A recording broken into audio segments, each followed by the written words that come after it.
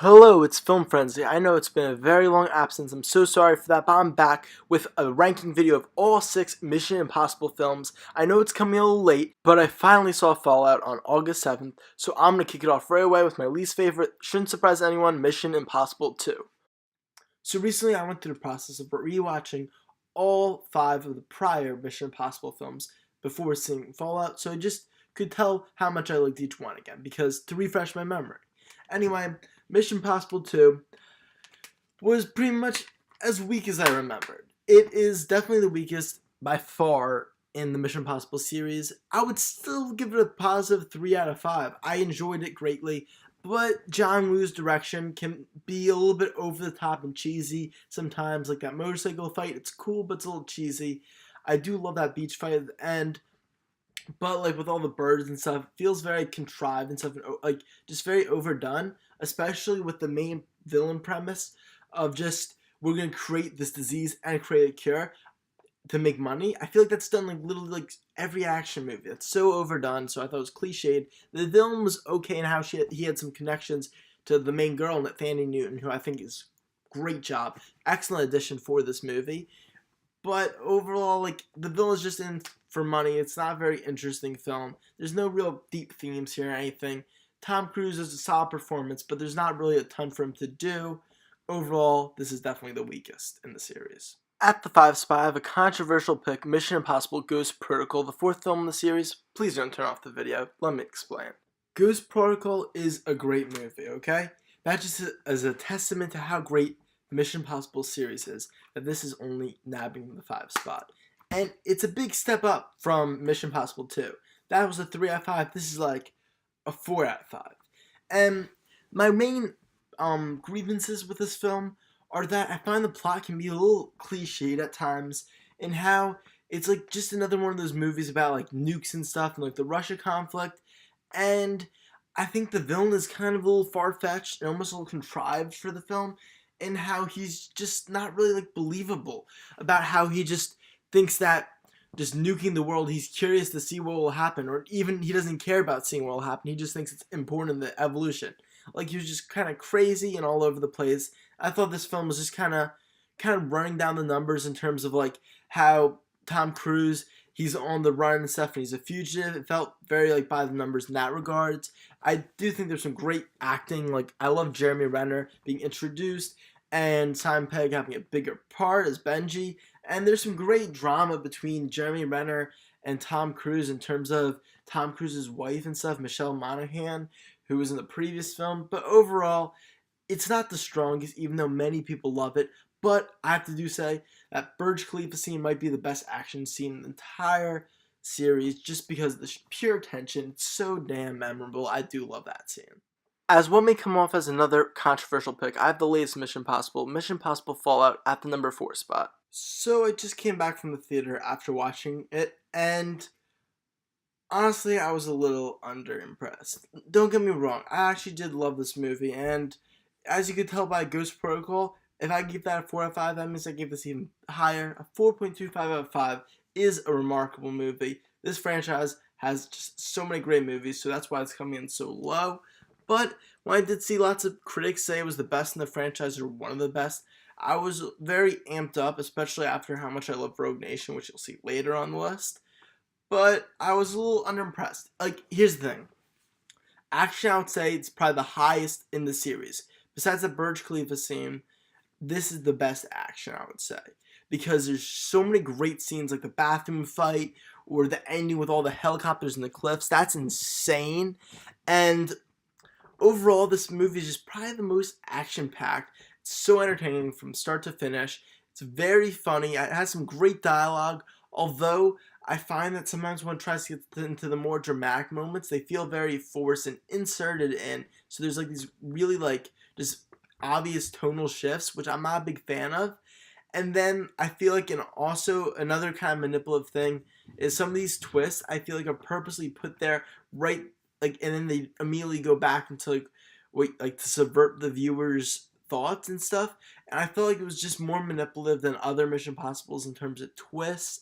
Plus, I find that there's some confusion sometimes in the plot, and I don't think that's a good thing because it's like overly confusing. I'll get more to it in the full review I'll do soon. But overall, I thought that it was a solid film, amazing action, great acting. Henry Cavill had a really solid performance, solid character also. I think there's a good theme on how you want to save everybody's life, even the one person and the millions. And overall, I thought that it was just a little bit too like repetitive in the plot line because it felt like more of a rehashing of Rogue Nation than a continuation. Next up, I have the original Mission Impossible film, Mission Impossible. Now we're getting to the ones I absolutely love. And this original Mission Impossible film, I think it's really underrated. It only got like 63%, I believe. I haven't checked it yet. And I feel like at the lots of lists, it's kind of really at the bottom. But for me, after rewatching it, I still absolutely love the original Mission Impossible. I think it all holds up. The fight scenes look so realistic. The CGI, there's not much, so it still looks like it could have been made today. I love that ending train sequence. Really set the high bar for the stunts that this series will try to perform. I love the themes on integrity and stuff, and how Tom Cruise is still trying to pursue the truth through all of this. Everybody's in his way. I think this iconic opening scene, how his entire team is killed off.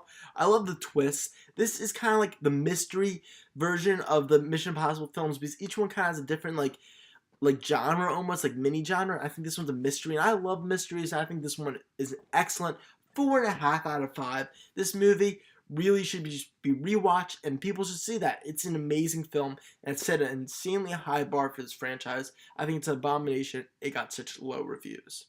Mission Impossible 3 is up next, and it's the movie to thank for all these subsequent great Mission Impossible films after the weak number 2. I think Mission Impossible 3 still stands as the most idiosyncratic film in the series, and that is because it is the only one that really is more of a psychological thriller and emotional character study than really just about the plot. Like, I think this one has the best dialogue of all of them. Excellent, J.J. Abrams' direction. It is the same team writing and directing that brought the first 2 Star Treks, and I love those movies too. So it just is amazing. It has great humor, great drama. It's just so well done. Lawrence Fishburne has a remarkable performance. Billy Crudup's great. Overall, just a great film. I love just how it's back and forth between Tom Cruise as Ethan Hunt and Davian, who's played by Philip Seymour Hoffman, expertly best villain in the series still. I love Philip Seymour Hoffman. He's a remarkable actor, and he brings such gravitas and just pure cold-hard evil to his role. He's excellent, and even though it's just about the money, his role, they make it so amazing. And I also love how this is like the only one where the big stunt scene is actually the finale, and this is in Shanghai, where he's jumping off the building, just so iconic. I absolutely love this movie. I love how it doesn't even matter what the rabbit's foot is, because it's about the journey in this film, and this is just so well made. 4.75 out of 5. Maybe there's not much in the thematic category, but it is awesome. I love the stakes, how when they introduce at the beginning of the film that opening scene where you see his wife die, that's insane, and then it cuts back, and it's like 10-minute dinner party with him and his wife. It just sets the tone for a very different style Mission Impossible film, and I love it for that. I love movies that are unique and succeed in flying colors. And at number 1, I have the 5th Mission Impossible film, Mission Impossible Rogue Nation. I'm just going to say it right out front. This movie is not 5 stars. That's right, I don't think any movie in the Mission Impossible series is perfect or basically perfect. This is a 4.75. Excellent movie. It's really neck and neck with Mission Impossible 3. For me, this one just inches it out because I think it has some really solid themes on just the general morality and stuff and who you're working for. And the Syndicate, I think, was a brilliant creation. I think Solomon Lane's a great villain when he was first introduced in this film. Not as much in Fallout, but this one he's great in. And I love the Syndicate. Just the idea of it is brilliant, I think. And I think Ilsa False was just a great character to introduce. Sometimes it's a little bit too back and forth for me in terms of trying to be a little bit too manipulative. And if she's good or bad, I feel like these films can get like that a lot. And then also, it's a little far-fetched that this group wants to just destroy the world in order to like have peace. Like, I think that basic idea of the Syndicate being created as kind of like we don't know who's the best person like to work for, and we're gonna like go out and like just fight different people. Like it was created by the British as like actually trying to be good and like not as monitored, but then it was kind of taken out of control. So I think that idea is good. But then when the syndicate was actually just like made so they can destroy the world, I think it got a little out of hand, and that's what pretty much the latter three movies in the Mission Impossible series are kind of like.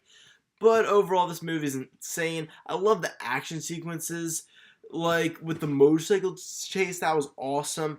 Plus that just opening scene with the plane, like trying to like going on the plane. That was insane. The one you saw in the trailers all that long ago. And then it's just overall a really fun movie to watch. I think Jeremy Renner is awesome in this. So is Ving Rhames.